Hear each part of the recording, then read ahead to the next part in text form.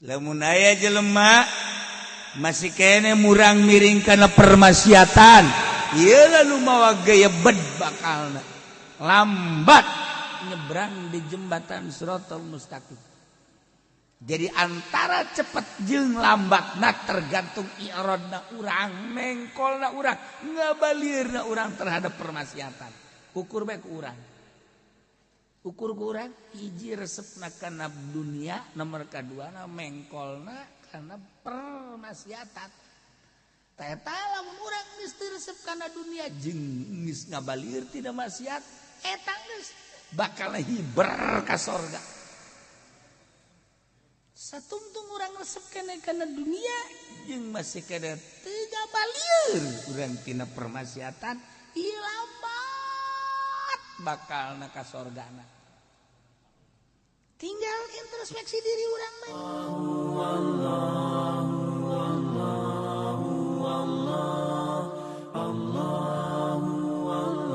A'udzu billahi minasy syaithanir rajim. Bismillahirrahmanirrahim. Alif lam ra. Tilka ayatul kitabil hakim. Kana linnasi ajaban an awhayna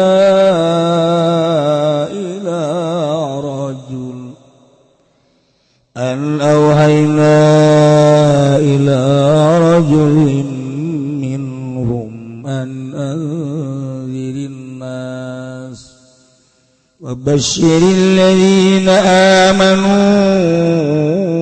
anna lahum qadama sidqin 'inda rabbihim. Qalal kafiruna inna hadza lasahirun mubin. Wallahu a'lamu bimuradi. Alif lam ra. Allahu a'lamu bimuradi bidzalika. Allah iku kang maha uninga kalawan kang den karepakeun dening Allah bidzalika kalawan mangkono-mangkono. Alif lam ra. Tilka utawi mangkono-mangkono hadhil ayatu tegese iki lasaka ayatul kitab iku sake ayat kitab Al-Qur'an tegese Qur'an.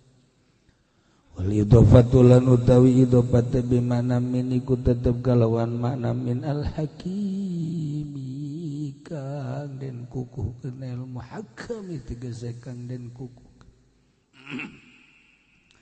Kana linnas yanatan halat tetap kada manusia ahli Makkah tegese ahli Makkah istifham inkari iku istifham inkar wal jar wal majrur halun lan utawi jar lan majrur iku dadi hal min qauli saking dawuhan Allah ajaba.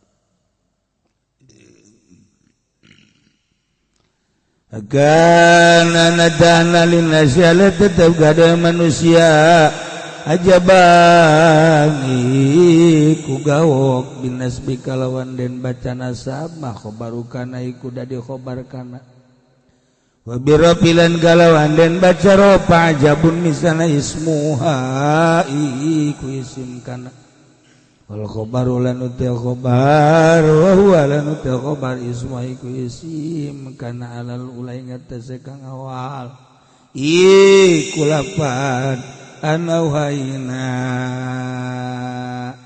kumaha bae teh maca ieu mah urang mah keur carita ajaban niku gawa kopo yen tah ngawayuan isun agung iha na tegese ngawayuan isun agung ila rajulin maring wong lanang minhum kang tetep saking nas Muhammadin nyatane Kangjeng Nabi Muhammad sallallahu alaihi wasallam.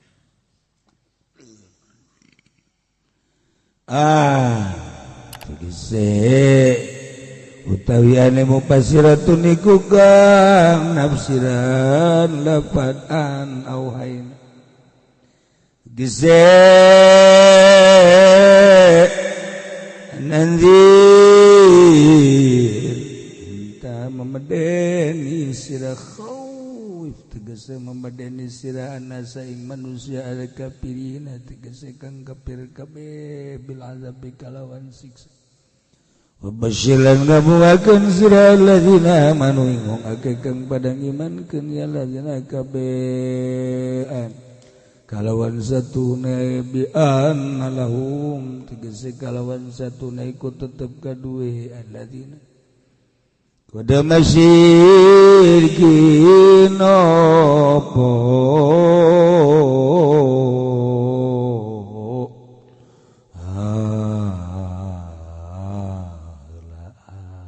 ganjaran kang luhur inda rabbihim ing dalam saning pangerane alladzina aya ajrun hasanan tegese ganjaran kang becik bima qaddamu kalawan barang kang ngandinginakeun ya alladzina kabeh wa minal amali saking birang alit saking birang-birang amal golal gapiruna ngucap sabagang kafir kabeh inna hadzal qur'ana inna hadza zatuna ikila al-qur'an tegese qur'an al-mustamil kang ngawang ku ala zalika ing atase mangkono inzar lan tabsyir iku lasahirum mubin yakti kang ihir kang nyata bainun tegese kang nyata pikiraatin wa pikiraatin lan iku tetep dalam qiraat siji moto lasihrun ayati kusihir wal musyarrileh an-nabi ulang tay musyarrileh tekan ini syarahan nabi maring kang iku an-nabi kang jeung nabi sallallahu alaihi wasallam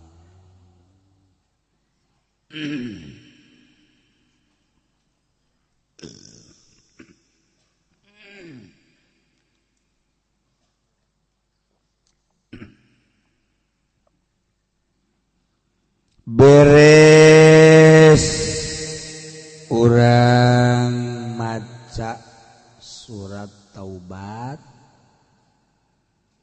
kuari urang macakeun surah Yunus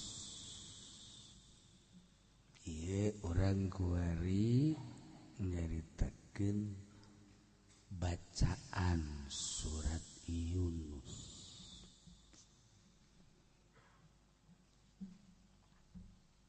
Surat Yunus utawi surah Yunus makkiyatun iku kang bangsa Mekah. Illa fa in kunta fi syakkin angin ayat fa in kunta fi syakkin al ayataini awi salat. Gesayat roro atawa telu awa minhum mayyuminu bihi atawa ayat wa minhum mayyuminu bihi al ayatan tugatkeun ayat mi'atun wa tis'u aw asyaru ayatin iku 100 lan sanga atawa 10 sakehe ayat. Ieu surat bangsa Mekah artina bangsa Mekah teh diturunkeunana ieu ayat meme hijrah ka Madinah. Jadi disebutna ayat Makkiyah. Bab Kangjeng Nabi teh sabada diangkat jadi rasul di Mekah 10 tahun, di Madinah 13 tahun. Jadi berarti umurna 63. Waktu diangkat jadi Rasul umur 40, cicing di Mekah. Setelah diangkat jadi Rasul 10 tahun, 50 berarti hijrah ke Madinah. Di Madinah 13 tahun, 63 tahun. Iyalah galib umur umat Kangjeng sakitu. Mentak anu kuari umurna 62 tahun 11 bulan. Berarti tinggal sebulan deui. Siap-siap. Anu leuwih eta mah dibere bonus teu pati dipake karesep leuwih teh ubur lamun teu dipake ibadah tapi lamun dipake ibadah karujaeun ku sebab can bareres urusan-urusanana tak dirada dipanjangkeun nu bagus mah geus pendek umur sorga sakitu di tahun tuh panjang-panjang ngariweuh-riweuh segala aya Covid aya corona riweuh geus wari gaduh undek kuku mah ge nyangakeun ka Gusti nu penting mah geus dihampura dosa sakitu aya dina ridho Allah dipanjang-panjang riweuh segala aya penangkepan masker dibayar kudu bayar 250.000 Pak amun teu push up aduh atawa naik ka tiang listrik macam-macam geus di Indonesia masyaallah kari kaji deh geus pas kitu eta gerak Allah ya ieu surat Yunus teh diturunkeunana meme hijrah disebut makiyah kecuali aya sababaraha ayat fa in kunta fi syakin 2 ayat atawa 3 jeung wa minhum may yu'minu bihi eta mah madaniyah cenah eta mah jumlah ayatna 109 atau 110 ayat setik. Namun orang unggal ngaji ka dieu saayat atau 2 ayat aja ditalar teu karasa bakal teu karasa. Jadi orang teh sebulan 2 bulan 3 bulan beres ieu surat talar. Ngeunah jadi nalar Quran teh urang mah bari nyantai. Geus kolot begitu bae. Saayat dijelaskeun talar, saayat dijelaskeun talar. Ngomong mah ngeunaheun boro-boro nalar bu ieu ngadengikeun ge sing jerengeng cek cenah teh sebab urang mah ieu mah ceulina ceuli musik jadi lamun urang ngadengikeun musik betah perasaan aya tetangga anu nyetel orkes ge ngeunaheun urang nebeng begitu dileutikeun ku nyana marah urang sial leutikeun keur ngeunah-ngeunah eta urang mah kos kitu teh tololna urang. Aya we nu nyetel Quran. Beuh, goblok gandeng tah. Areuman, gandeng aing dek HS.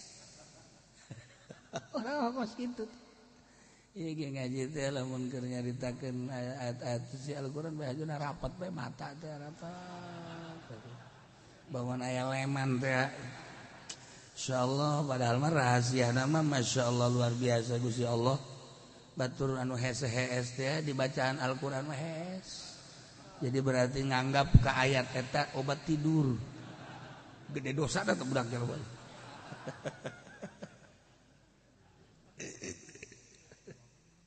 Ya surat Yunus. Bismillahirrahmanirrahim. Alif lam aya alif aya lam aya ro lamun teh digurukeun lama bisa-bisa orang macana alaro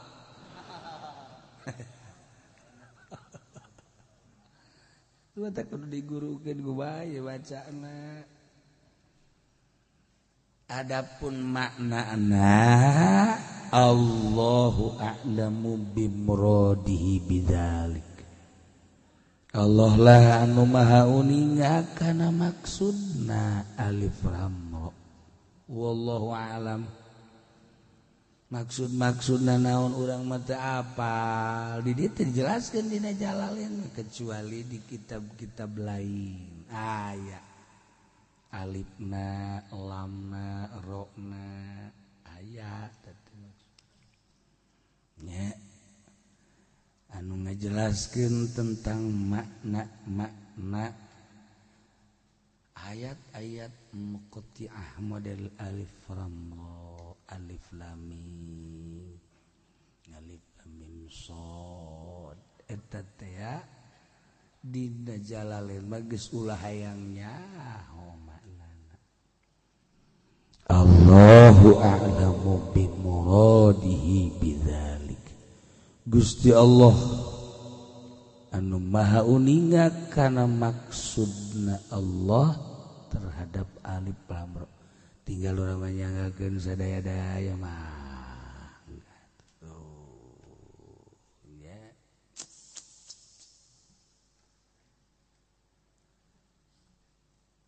Sebagian maya nu ngamanan alif lam ra teh Allah alifna teh lamna ra ya ra. Allah teh maha ningali urang di mana bae katingali ku Gusti Allah, di kota, di leuweung, di imah, di majelis, di mushola, di pasar teu pernah teu kadeuleu ku Gusti Allah. Urang teh kadeuleuan keur kumaha bae. Lamun eta nyulusup ka jero kolbu urang teh bahwa Allah teh ningalikeun bae ka urang, isin urang bakal sagede urang nu diciptakeun ku Gusti Allah anu bakal balik da ka Gusti Allah, nu boga hirup nu Allah, boga gerak nu Allah, boga deuleu nu Allah, boga denge nu Allah, tapi haju lain dipake ka nu bogana, endah dipake kaluar tina aturan nu bogana, maksiat ngaranna geus cilaka. Tapi lamun urang inget kana Allah teh neuleukeun bae, nah iyalah satu kenikmatan, bahkan bakal cepat nyebrang di jembatan Shiratal Mustaqim. Lamun aya jelema masih kene murang miring kana permaksiatan, ieu lalu mawa gaya bed bakalna lambat nyebrang di jembatan Shiratal Mustaqim. Jadi antara cepat jeung lambatna tergantung iradna urang, mengkolna urang, ngabalirna urang terhadap permaksiatan. Ukur bae ku urang. Ukur ku urang hiji resepna kana dunia, nomor kaduana mengkolna kana permaksiatan. Eta lamun urang geus teu resep kana dunia jeung geus ngabalir tina maksiat, eta geus bakal hiber ka sorga. Satungtung urang resep kene kana dunia jeung masih kada teu ngabalir urang tina permaksiatan, ieu lambat bakalna ka sorgana. Tinggal introspeksi diri urang mah. Sakitu bae teu kudu ditebakan hiji-hiji teu kudu. Ukur bae ku ari mah lamun urang keur diuk di hareupeun imah, haju aya nu liwat si mbak dadana kabuka, eta bae ukur tah apakah dideuleukeun, apakah urang aju ka jero imah. Geus ulah esa-esa. Tuh kan gering-gering ngomong banget. Deuleu bae cak jangan deuleu. Atuh geus, lampau kana tinggalin bae geus ka di neraka. Tinggalin ka sorga jangan ditaranyakeun ke di sorga teh naranya ai mah Haji Pendi di mana ja eueuh di sorga mamana ge eueuh. Asana nyana mah membes. Iya, gara-gara tak kos gitu tak. Gitu. Eta karang kuda ada doang ge. Angel ka sorga angel. Ya Allah, ya Rabbi angel. Insyaallah. Kurang diondang ku bupati Yasin di pendopo ajak tokoh-tokoh masyarakat di jero hate urang asana ieu mah ieu amplopna jeung berkatna rada lumayan sok sabaraha karapun aya we jeung rahasia teh mah kos kitu mah nah eta bakalna angel ka sorgana angel jasa aya harapan-harapan nu kos kitu ya Allah ya Rabbi da angel 100% bisi pajar bohong 100% angel ya Allah ya Rabbi permasiatan zahir maupun batin eta mawa gaya ben tah eta ukuranna jang diri urang teh teh ai-ai mungkin bakal jebrang pan kabehan aju uburkeun teh nya buah isuk bapak geto rahasia teh umur mah tuh nu bere nyaho nah ieu teh ukur diri urang waduh lamun isuk aing paeh asana aing angel ieu nyebrang beresan ti kuat datang ka imam waalaikumsalam go kak biasa gitu lok salam lima salam loba omong perubahan atuh naon ge aja ye naon dibangunna bagus amat kadena leuleus teh aing tadi ngadenge sieun jebrang di jembatan Siratul Mustaqim beusi lambat ayo ieu mah naon nu aya kabeh jang neng kabeh kakak mah tarima bersih nyaho dahar ngan aya kos kitu pokokna mah ieu kontrakan jang neng KKB ruko segala jang neng urusan tak anak kabeh emang kakak deuk ka mana kakak ieu asa di hari penjembatan Siratul Mustaqim bae ambo kak tedaga kos kitu teh perasaan kakak kakak mah ya Allah ya Rabbi asa ngalengkah bae jembatan Siratul Mustaqim sedengkeun cak kiai hubud dunia jeung karanan gitu ngana maksiat eta teh mawa lambat nyebrangna sakuyana sakitu mah kabeh jak neng we geus pokona kakak mah nyaho dahar teh nyaho usaha teh nyaho dia atuh lah kitu kak sok aju hayang ngeunah bae kakak mah tah ieu urang teh tah ieu urang bakal urang teh Gusti Allah doa arar Inggris jasa ieu Gusti gigi sieun sedengkeun almarhum aman lahaba jelema teh bakal dibarengkeun jeung nu dipake karesepna duh lamun urang di dunia ngahijina jeung resepna jeung para ulama mantap tapi lamun urang hijiana di dunia teh jeung encek jeung Chinese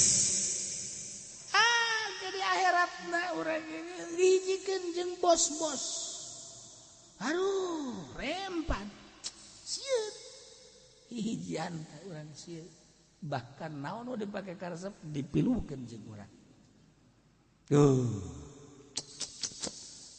ya Allah urang resep keneh main gaple atuh ditarang balak genep mungkin bakal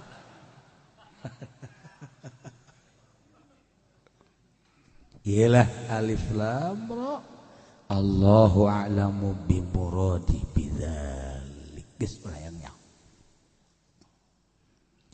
tilka ayatul kitabil hakim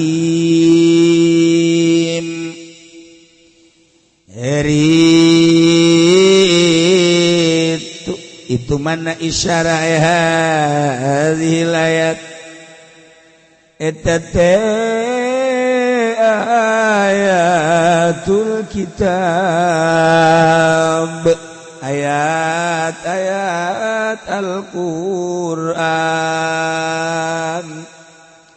ayat itu didapatin kana kitab lamun urang sok ngajina humah eta teh aya dapat aya anu bimakna fi aya bimakna lam aya bimakna min nah ieu dibejaan ku Imam Jalal walidopatu bimana min ayat eta minal Qur'an Masya Allah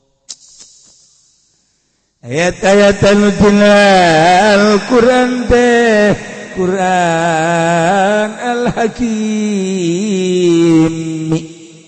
anu bijaksana di tafsiran Al-Muhakkam anu dikukuhkeun Al-Hakim teh bimanal muhakkam berarti majaz Simpail bimana semapul antarani ili kana bimakna manana al-muhakkam teh al-mumtani lepas atawa al-mumtani minal fasad nu ngahalangan kejahatan, kerusakan Quran. Quran teh anu ngahalangan tina kerusakan, Quran teh anu ngahalangan tina kejahatan, Quran teh anu ngahalangan tina kesalahan. Urang deuk ibadah ka Gusti Allah kudu neangan petunjuk lamun teu make petunjuk mah bakal salah.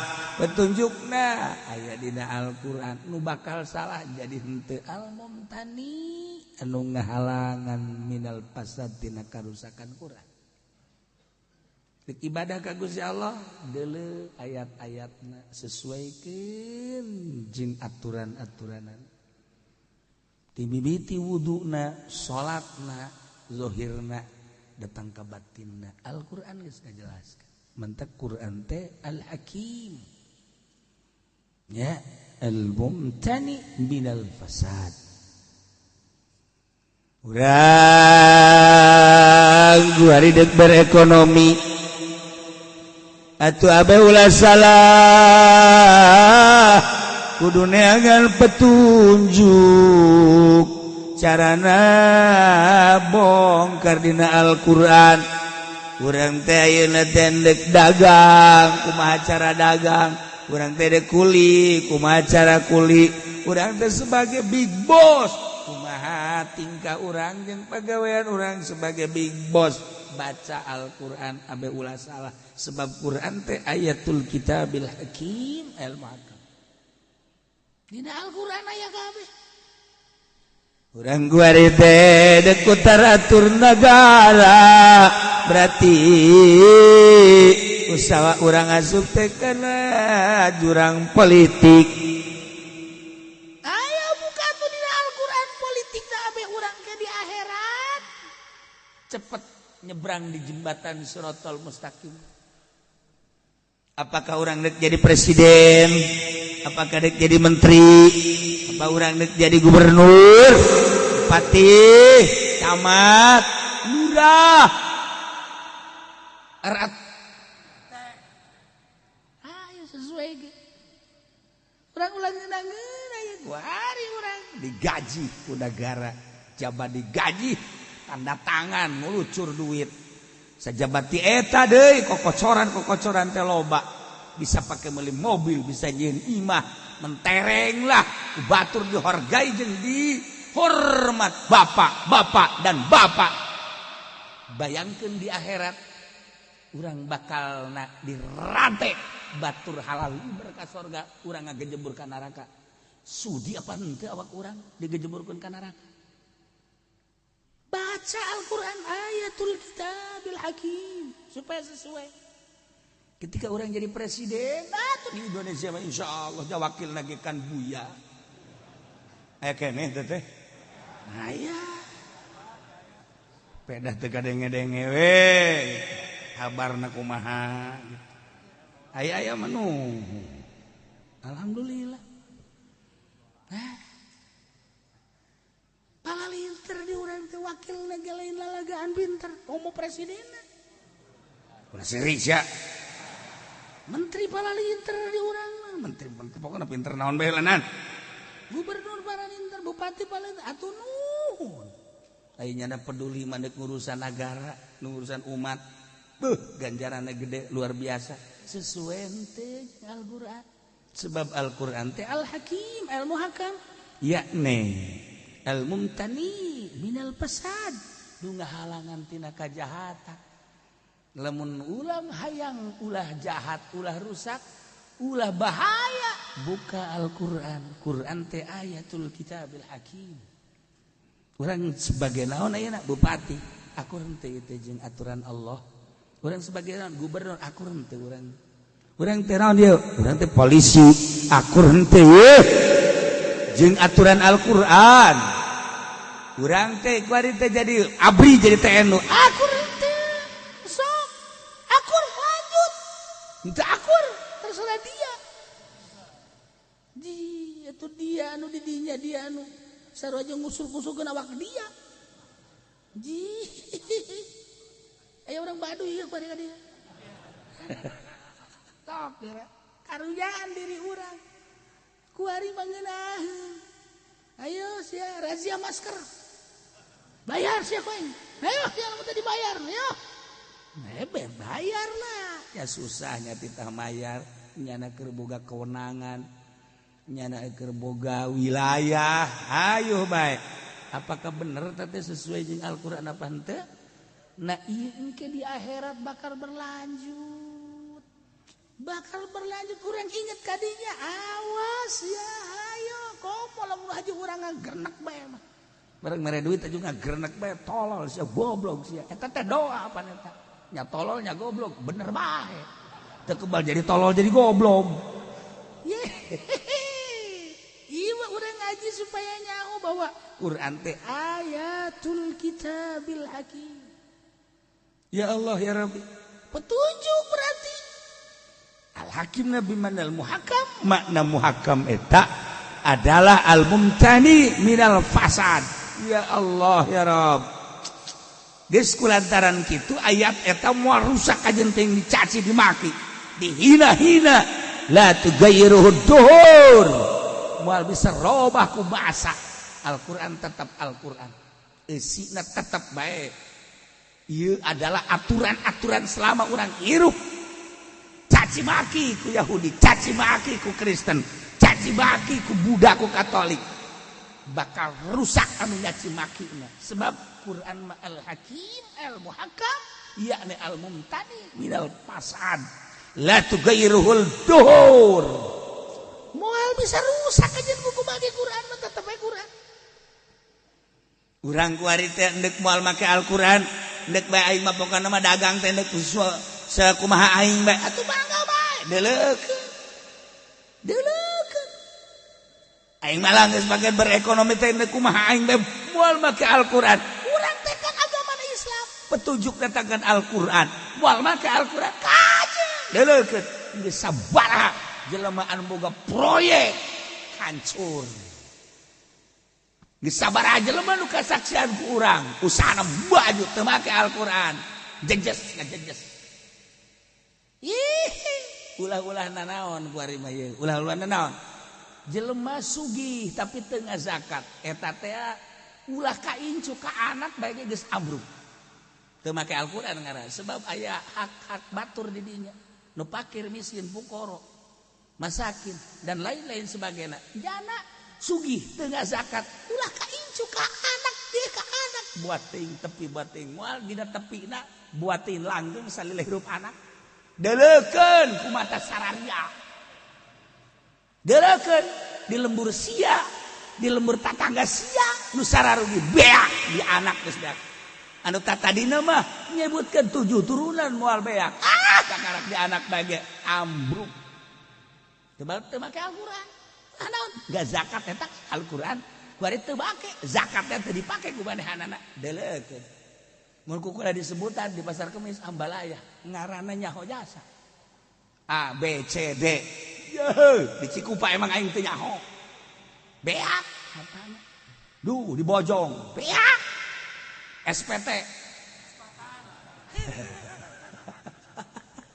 beak aduh di Tangerang eta teh pun sugih anu kula jalateun ka ditu jeung almarhum Abah pokoknya geus teu kacaritakeun hebatna ulah dicaritakeun hebat jeung sugihna dia anak beak kabeh sebab teu ngazakat teu make Al-Qur'an ngaranna Iya teh mah deres datang ka anak kene aya nu dileungin anak kene hancur-hancuran. Teu make Al-Qur'an teh ngaranna. Teh. Pejabat sabaraha anu sararugi. Eureun ngajabatna. Taga hirupna campur jeung leutik bung jeung boga asa gede. Ngaji nya nama jabengsin eta tadina teu bagus, teu hayangeun ngaji. Ngan sakali dua kali bae ngaji teh kali itu ternyata sing jerengeng kana ceuli meureun. Dinyana kabeh geus moal ngaji aing mah. Lain haju bener teu bener. Imahna dijual, tanahna dijual, pindah. Sangeus pindah di itu sempit, pindah deui. Wari hampir teu boga imah. Kudu dibejakeun mah. Masya Allah. Ayo urang mah ya urang. Lantaran make Al-Qur'an. Tadina imahna ge emang doyong-doyong kene gua. Asli teh robah tah mah. Senang, tapi batin senang. Ieu tilka ayatul kitabil hakim. Allah. Hakimna bongan ku Imam Jalal, ditafsiranna ku Al-Muhakkam. Jadi hakim teh ya, eta teh isim bimana isim maf'ul, geus maknana tuh berbeda ku ari. Ya Allah ya Rabb. Aya rahasia.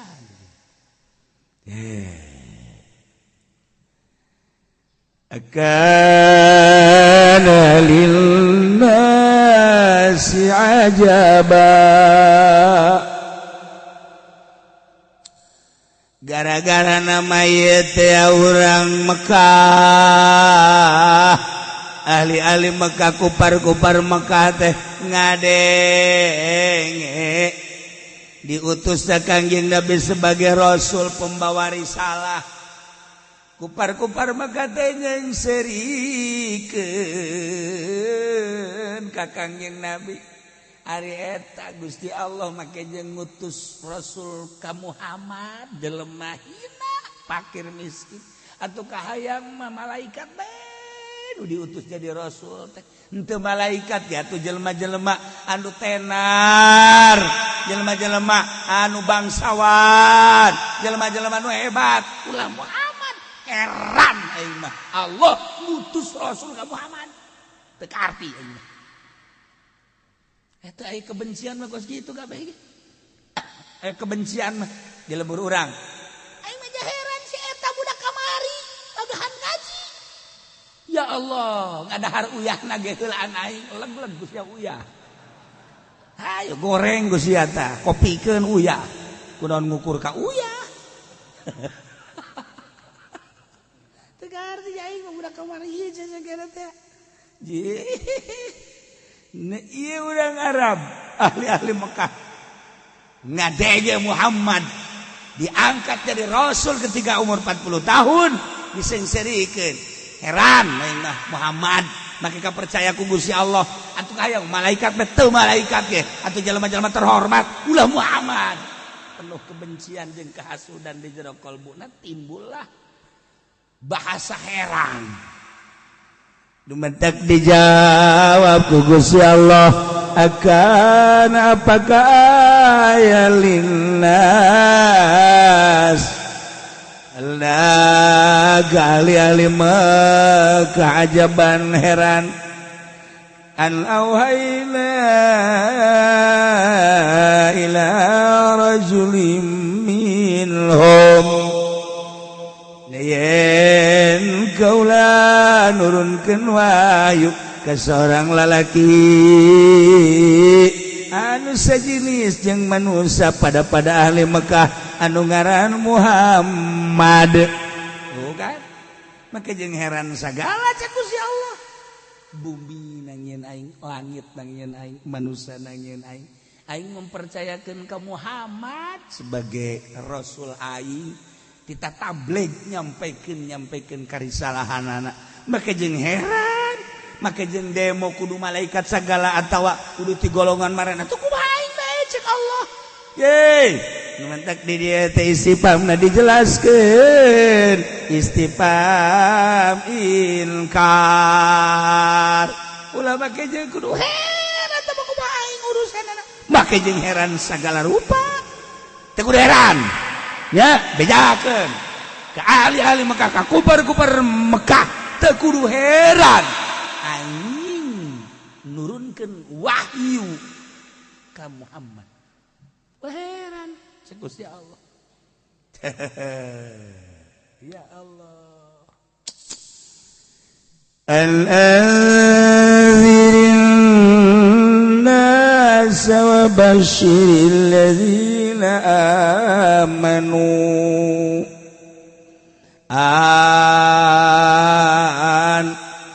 dijelaskan ku Imam Jalal mufassiratun jadi berarti anan tafsiriyah nafsiran kana lafazan auhayna jadi anna teh ieu teh an tafsiriyah aya dina qaidul i'rab nah ieu nafsiran auhayna Allah ngawahyuan ka Kangjeng Nabi memberikan wahyu teh hiji al-anzirin nas sing sieunan manusia bere pengertian bere inzar kabar-kabar anu bakal ngerenyedkeun kana hate jadi sieun bil azab bejakeun hiji nomor kedua wa basyiril ladzina amanu bungahkeun ku anjeun bere berita anu ngeunah ka jelema-jelema anu ngimankeun ka Allah ngimankeun ka anjeun dua we hiji anzirin nas dua basyiril ladzina amanu sakitu Kanjeng diangkat jadi rasul titah nyampaikan risalah intina dua hiji anzirin nas nomor kedua basyiril ladzina amanu sakitu bedakeun Muhammad bawa lamun kekeh bae jekelan kamusikan jeung kakafiran bejakeun di akhirat bakal disiksa paing Tuhan geus nyadiakeun neraka lamun aja berubah iman kain kanyeun bakal disadiakeun surga ya Allah jarmi ngan sakitu ngan sakitu ieu teh kan ngaranna urang teh ieu teh samiat dedengean ti Kangjeng terus ku sahabat ka tabiin ka asbat tabiin datanglah ka guru urang datanglah ka kuari ieu teh kabar disampaikan ku para ulama asli tekna ya ieu sarua kuari ge terus we tita dakwah urang teh tita dakwah komo aya di nagara mah ieu teh boga kekuasaan tita dakwah ngaleungitkeun ka kafiran supaya ulah kalalapir sebab kafir teh bakal disiksa di akhirat teh supaya iman ka Allah jeung ka Kangjeng Rasulullah numun iman ke bakal disadiakeun surga sakitu tah mah nurut jeung teu nurutna lain urusan pendai tetapi eta mah kumaha manehanana dibere hidayah jeung teu urang dakwah ya urang dakwah ketika nurut urang ulah kumaha ketika teu nurut urang ulah kumaha tugas urang mah dakwah eta hebat kan kos gitu lamun urang haju bendu urang teh bendu urang teh disiksa ku Gusti ulah bendu tugas urang mah ngan sakadar dakwah ge make aturan kumaha aturanna kumaha situasina kuari urang situasina di negara dakwah teh ieu teh kudu disesuaikeun jeung aturan negara bisana urang sakitu lantaran ieu teh kena pasal namun memang urang kuari bersikeras untuk terus dakwah dederedet urang makan geus sabaraha kuari anu ngaringkuk ulama gara-gara dakwah sebab ieu teh ngarumpak kana aturan-aturan Pancasila supaya ulah robah NKRI jadi berarti kan dakwah urang di Indonesia teh terbatas secara zahir terbatas urang teh ieu teh dibongsai asal sirungan gunting tuh kalapa dibongsai laletik mah ieu tangkal kalapa teh nu sakitu gedena kuaringan sagede kieu buahna teh kan sagede jempol kalapa mah bisa diparut dijadikeun santen deuk pake bubur deuk pake sayur kan geuna ieu mah kalapa sagede kieu jang naoneun dibongsai tapi ulah kaget sebab begitu dibongsai loba nu neuli resepeun jeung di dahar ai kalapa gede mah hiji diparut terus jadikeun santen bakal nyeri kana beuteung tapi lamun kalapa sagede jempol hasil bongsai mun di dahar eta teh jadi obat mending mana coba yuk mending mana mending bongsai ulah buahna jeung tangkalna kurang hakan bongsai secara zahir seperti eta awas secara zahir seperti eta tetapi kunaon ieu Islam di Indonesia sakitu dibongsai ge masyaallah bandingkeun jeung negara-negara luar Turki nu sakitu hebatna nyaba urang ka Turki ademan di Indonesia muludan bebas rajaban bebas haulan bebas tahlilan pokokna mah unggal peuting ge geus teu bake aturan geus 40 geus 100 200 300 terus ku Muhammadiyah di bidah-bidah galah terus hebat tadi Indonesia agama emang kumaha gitu asal bener nyekelna ulah kaluar ti aturan NKRI ulah memaksakeun urang teh beseberangan jeung Pancasila hanya di mulut kajen tapi urang mah dakwah terus bae hasil dakwahna nu dideuleu jelema ulah-ulahna naon urang PNS bae loba nu ceurik nyanan nyekelan Pancasila tapi nyana ngarasa gede dosa aing waduh pendosa aing teh ujung-ujungna jadi balalener polisi anu tatadina sakedeung trit priwit ambalaya di imahna begitu ngadengikeun maulidan ngurucut cai matana ya Allah ya Rabbi jaheuhnya berbeda jeung kehidupan aing anu kumaha aing bae Gusti aing loba dosa ternyata aing teh ngerenya da hatena padahal mah di negara nu teu meunang berkembang ieu Islam teh aslina teu meunang berkembang dengan demokrasi berarti eta teh teu meunang berkembang Islam teh wayana di demokrasikeun teh ulah berkembang Islam supaya make aturan-aturan Belanda, aturan Prancis, aturan Inggris ulah berkembang ulah make Al-Qur'an ulah ya secara teori seperti eta buktina Masya Allah kan di Indonesia wali-wali ambalaya Arif bagi jadi wali kuat wali kotanya nah segede Arif jadi wali neraka tapi nama lawan tobat isi kulun ka mana tolol tepugu jurusan tak berak kergering merenya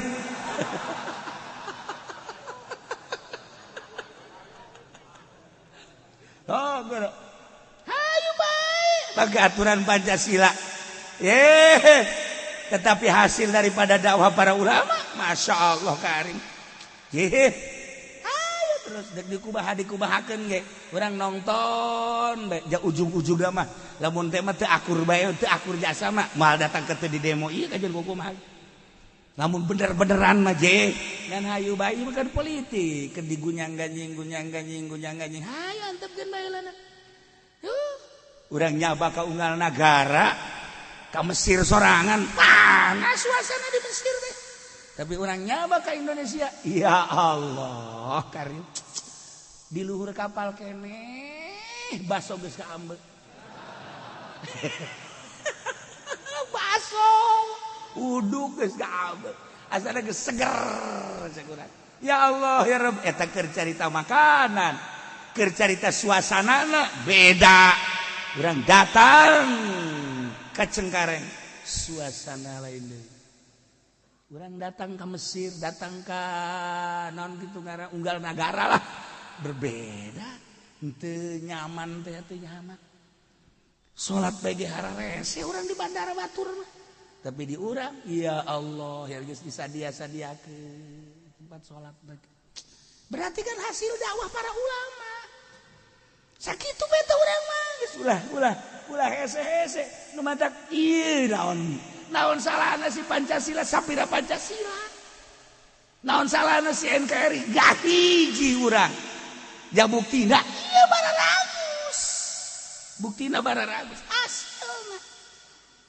Adapun secara formil tidak bagus, atuh lalaunan. Tungguan ke presiden mana anu kira-kira nyana bisa ngerobak aturan-aturan Indonesia supaya jadi aturan-aturan Al-Qur'anul Karim. Satungtung presiden, satungtung maksudna semuanya. Atuh eta. Pokona mantap ulah salah milih. Ulah salah milih. Sia koe geus dibejaan teh geureun. Kalasakan ku sia eta kos kitu. Ngan masalah geus gerak Allah, geus ulah dikukumakeun. Pancasilana teruskeun, NKRI na terus kembangkeun, jampi buktina nama urang ngararaji terus. Bahkan nyana ge ngadengekeun jaheueuhan, aing salah. Anu henteu nembus mah teh dakwana eta teh dakwah orang Golkar. Dakwah orang PDI. PKB untuk kepentingan partai nak dek di mana nembus tek ceuli. Cil Haji. Tek aing ulah. Iya. Tapi lamun urangna lurus, insyaallah ulah kepentingan naon. Dirobah cenah urang negara tungguan atuh kepala negara anu bisa ngarobah lalaunan Gus Dur bae ge Gus Dur ndek ngarobah lalaunan tah mantap ieu pecat ambeulkan ku Emrik. Wah cek Emrik ieu mah bahaya ieu atuh aing men sini men anu datang Amin Ma'ruf bukan Rais eta lamun digambarkeun ku bahasa urang seperti eta. Lamun dijabarkeun ku anekdot seperti eta. Bahasa-bahasa politik urang mah teu ngarti, mun dijabar-jabarkeun teh seperti eta. Amin datang dari itu. Aya naon, Bapak? Negara ulah diantep. Emang kunaon? Atuh robah engkeun. Jelema bisa marhaba kabeh. Bahaya ieu mah. Turunkeun min. Oke deh, nyieun nyana buleget. Tuh, eta lamun dijabarkeun ku bahasa lembur seperti eta. Kula kuari mun ngajabarkeun corona ku bahasa lembur bisa insyaallah. Bisa ngajabarkeun presiden nu ayeuna ku bahasa urang bisa insyaallah. Jata bageus kagambar jasa tamati mimitina ge. Ngan geus teu kudu urang ngahiji bae di jero negara ulah pasalia presiden eta terus kena datang ke sadaekana. Ayo antepeun yang mal kebelieun leukos kitu mah.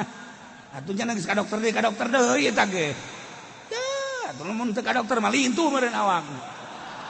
Maksudna ieu antepkeun, keuna daekeun hayu terus.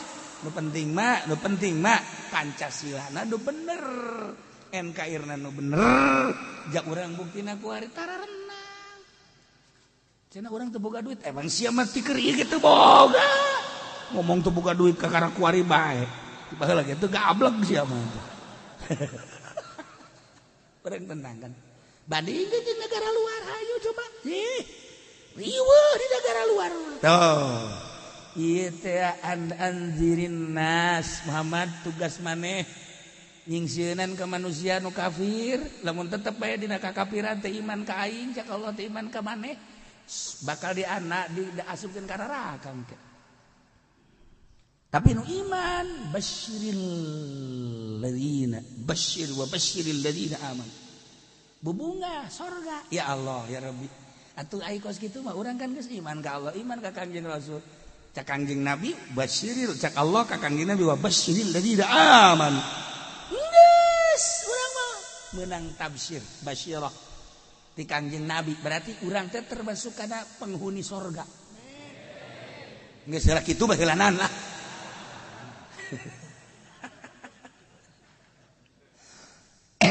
barisa kembangkeun sampaikeun adapun nurut jeung teu nurutna lain urusan urang atau urusan manehanana adapun Quran dicaci maki kiaina dicaci maki ulah marah heulanan biasa bae mencaci kiai mencaci nabi mencaci Al-Quran berarti mencaci Allah lamun geus mencaci Allah tungguan ya Allah nu bogana lamun teu digoyangkeun ya bumi teh dianginkeun ku Gusti Allah dibencanakeun ku Gusti Allah minimal orang-orang kafirna mukmin disalametkeun ka hayang urang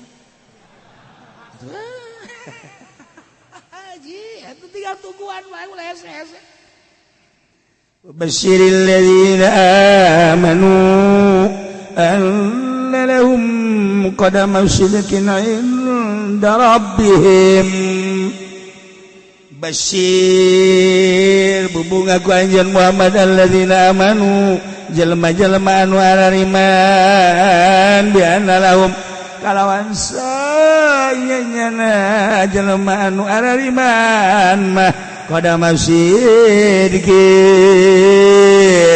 eta bakal dibere pahala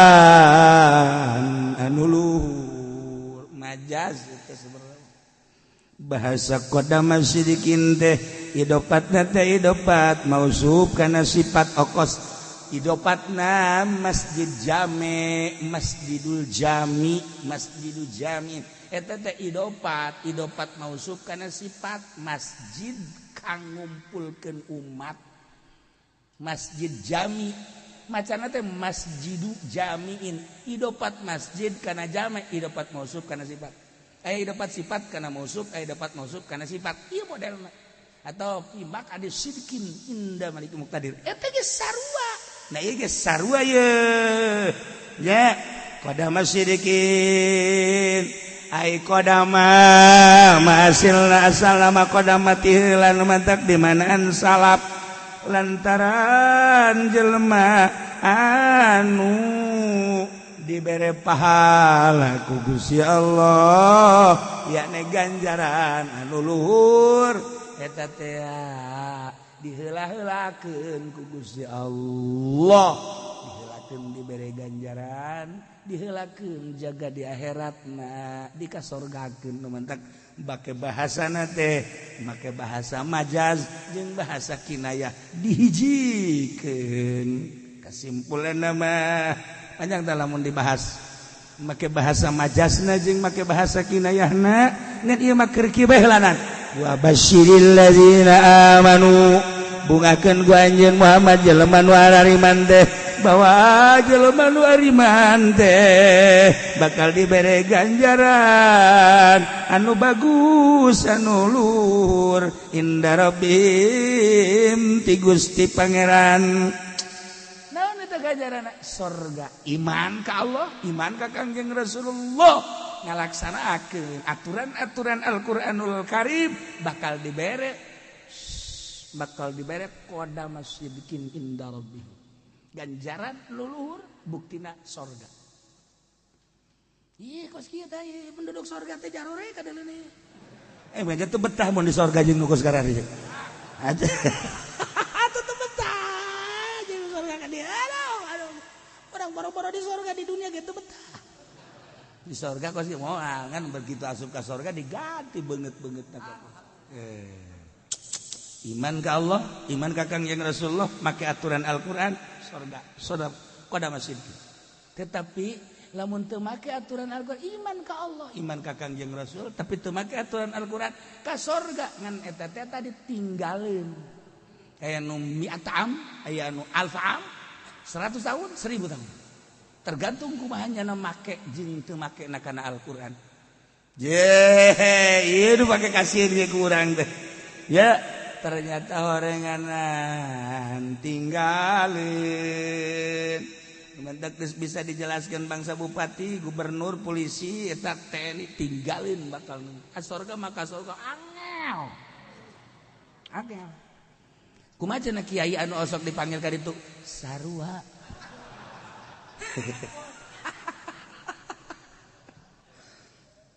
ya Allah ya Rabb Gusti Allah jelas Al-Qur'an. Dua Kangjeng Nabi teh anzirin nas supaya iman. Mun teu iman neraka. Dua wa basyiril ladina amanu. Lamun iman dibere annalahum qadama sidqin inda rabbihim surga. Ya kari. Ngan bahasana bae gulantaran geus beurang bahasana make bahasa ieu teh luhur pujangga ngaranna. Deuk nyaritakeun mah surga. Memeh surga ganjaran. Tapi make bahasana bahasa majaz. Idopatna bae ge idopat sifat mausuf kana sifat. Terus asalna kodama, nah ieu diidopatkeun kana sidkin. Lantaran aya sidkin makan ieu lurus. Berarti kan henteu sembarangan. Nah ieu teh ya berarti kan bahasana kudu dibongkar. Ngan kulantaran geus beurang lain waktu ngabongkar ieu mah waktu dahar. Oh kan sia geus kikicepan bae ge. Kadeuleuh aku aing geus lain deui kiceupna ge. Geus carang.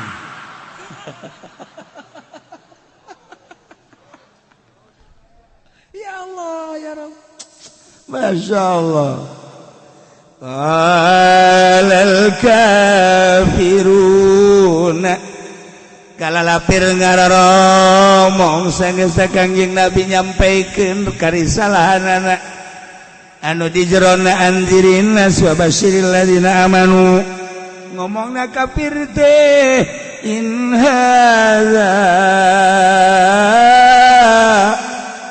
lasa in hadza lasahirum mubin.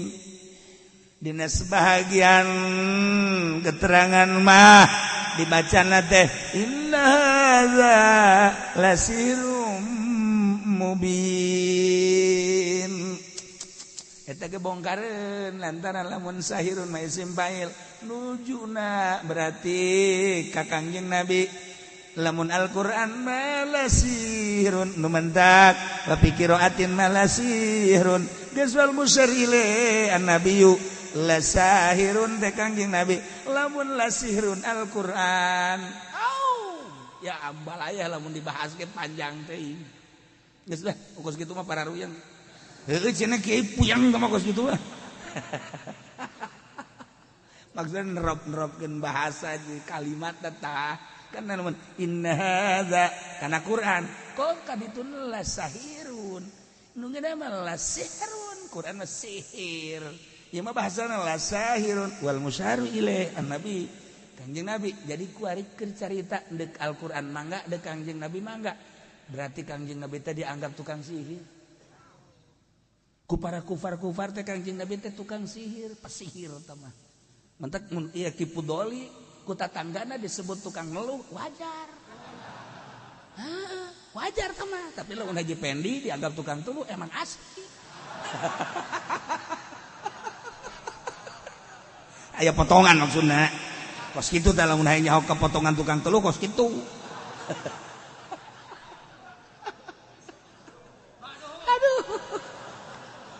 Tukang teluh mah pan tetep bae kudu make bajuna teh nu loba kantongna. Sebabnya nama di kantongna teh aya endog malulu. Endog puyuh, endog kotok, endog bebek, kandog-dog soang kan aya. Da tukang teluh kan. Coba ge. Di kantongna aya. Nah, ieu kan Quran dianggap sihir ku kufar mah. Kangjeng Nabi dianggap pesihir ku kufar mah. Lain ayeuna nu menghina ka Kangjeng Nabi. Baheula setelah Kangjeng Nabi diangkat jadi rasul, kita dakwah ngembakeun risalah. Pangheulana urang Mekah nu ningali ka Kangjeng Nabi, kaistimewaan Kangjeng, turunan Kangjeng, kehebatan Kangjeng, tetep we Kangjeng teh disebutkan inna hadza lasahirun mubin. Pesihir Muhammad mata bagus kitu mah. Quran tadi geus dijelaskeun bahwa tilka ayatul kitabil hakim. Ku baca kupar, lah sihrum mubin, sihir sama kupar. Quran sama sihir. Ndek kurang kumaha deui ku ari orang Denmark, orang Prancis nyaritakeun bahwa Muhammad itu adalah pesihir. Urang mah seurik. Aja nantepkeun. Jeung Kangjeng Nabi mah anu boga anak Kangjeng Nabi, mah anu boga anak Gusti Allah. Kangjeng Nabi ge teu maot. Hayo geurang ujian anak kahirupanana deuleukeun. Di Indonesia anu mencaci maki ka Kangjeng Nabi, geus sabaraha nu terbunuh. Ya lamun dibejakeun di Indonesia anu mantes musyawarah, sanggeus teh musyawarah terus menghina ka Kangjeng Nabi. Endek aya rencana-rencana untuk mengorbitkeun Palu Arit tabrakan. Aya 5 anu tabrakan ngan teu dieksos bae. Batak teu kudu dilawan kurang. Teu kudu dilawan kurang, kutol dilawan. Parang lara, urang senyum-senyum bae. Atap ka bujang. Sakedeung deui jelema-jelema anu endek menghancurkan Islam di Indonesia. Padahal di Indonesia teh Islam teh karasa rahmatan lil alamin, tapi ternyata dianggap teroris, dianggap dan lain-lain sebagainya. Nu nganggap kos kitu da deuleukeun. Beak ujianna namun teu ku balede kutol. Teu kudu diaminan ku sia mal manjur. Mal manjur geus asli sama ngajeun ku kumaha ge. Deuleukeun ge di Indonesia sakieu ayam adem ayam tentrem. Endeu kumaha neangan kiai, endeu hayang nu kumaha di Indonesia aya. Endeu hayang nu asli aya, endeu hayang nu setengah asli aya, endeu kiai figuran ambual aya. Atuh tinggal hayu kumaha cocok nama aya antep kula mangan keur dongeng doang kiai ieu kiai ieu kiai eta mah jang variasi. Jatuh kiai nu joget bege ambal aya. Ih, batur siata. Ngan ieu tiba heula Kangjeng Nabi lasahirun mubin. Dianggap pesihir Kangjeng Nabi. Quran lasahirun mubin dianggap sihir Quran teh. Ulah kaget. Jelema anu penuh kebencian jeung dendam pasti kitu bae. Ye, aya dongeng seorang manusia edan padahal teu edan. Ih, geus beurang bae aduh teu kaburu dongeng wallahu a'lam.